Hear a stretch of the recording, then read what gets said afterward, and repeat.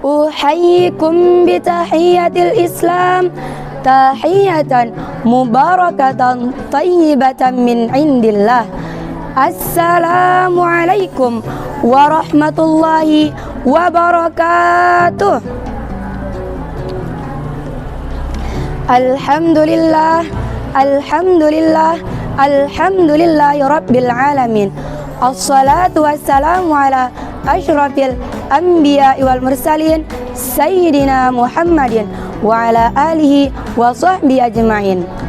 Allahumma aslih ummata Muhammadin sallallahu alaihi wasallam wa farij an ummati Muhammadin sallallahu alaihi wasallam warham ummata Muhammadin sallallahu alaihi wasallam wansyur wahfaz wa ayyid nahdatal watani fil alamin bihaqqi Muhammadin sallallahu alaihi wasallam. Yang sama-sama kita hormati dan muliakan Rais Am Dewan Mustasyar Pengurus Besar Nahdlatul Watan Ummuna Al-Mujahidah An-Nasikah Al-Barrah Al-Salihah Hajjah Siti Rayhanun Zainuddin Abdul Majid. Yang sama-sama kita hormati dan muliakan pula Pengurus Besar Nahdlatul Watan Maulana Syekh Ad-Doktor Tuan Guru Kiai Haji Lalu Gede Muhammad Zainuddin As-Sani, para pemirsa dimanapun berada. Pertama-tama, marilah kita panjatkan rasa puji syukur kita kehadirat Allah Subhanahu wa Ta'ala yang telah memberikan kita beribu-ribu macam nikmat, di antaranya nikmat sehat dan nikmat kesempatan, sehingga kita dapat melaksanakan ibadah puasa di bulan yang mulia ini. Kedua kalinya, salawat beserta salam tak lupa kita haturkan kepada junjungan alam Nabi kita, Nabi besar Muhammad sallallahu alaihi wasallam, yang telah membawa kita dari ombak kemaksiatan menuju pantai kebahagiaan, yakni ad-dinul Islam. Para pemirsa yang berbahagia, sesungguhnya sebuah ibadah mempunyai dua potensi yang selalu beriringan satu sama lainnya. Satu sisi, sebuah ibadah mungkin akan menjadi ladang pahala kita yang akan kita panen kelak di kampung akhirat nanti. Tapi sisi lain, jika kita tidak memenuhi aturan, adab dan rukunnya, bisa jadi sebuah ibadah justru menjadi fitnah bagi kita kelak di akhirat nanti. Na'udzubillahi min zalik. Contoh yang paling jelas dalam masalah ini terdapat dalam surah yang sudah sama-sama kita hafal bersama, yaitu surah Al-Ma'un. Ancaman Allah Subhanahu wa Ta'ala kepada orang-orang yang salat. Allah berfirman dalam kitabnya yang mulia, yang artinya, maka celakalah orang-orang yang salat, yaitu orang-orang yang lalai dalam salatnya. Quran surah Al-Ma'un ayat 4-5.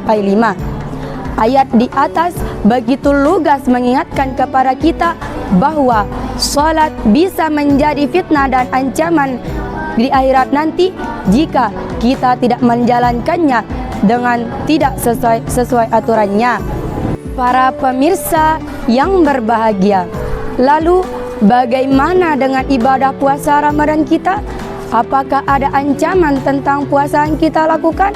Sungguh, setidaknya ada dua dalil yang mengingatkan kita tentang gambaran bagaimana orang yang berpuasa jika tidak memenuhi adab dan aturannya. Dalil pertama, Rasulullah Sallallahu Alaihi Wasallam telah memprediksi bagaimana orang yang berpuasa tetapi tidak mendapatkan apa-apa selain lapar dan dahaga. Rasulullah Sallallahu Alaihi Wasallam bersabda dari lisannya yang mulia yang berbunyi, "Rubba shaimin min siyamihi illal ju' wa rubba qaimin laisa lahu min qiyamihi illas sahar." Yang artinya, betapa banyak orang yang berpuasa tapi tidak mendapatkan apa-apa dari puasanya kecuali lapar dan dahaga. Dan betapa banyak orang yang sholat malam, yaitu sholat tarawih, tapi tidak mendapatkan apa-apa selain begadang saja. Hadis riwayat An-Nasa'i.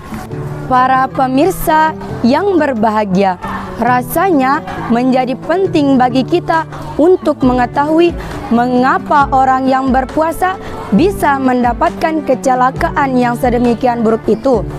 Setidaknya ada 3 kesalahan orang yang berpuasa yang bisa menjerumuskan mereka ke dalam dosa dan hinaan.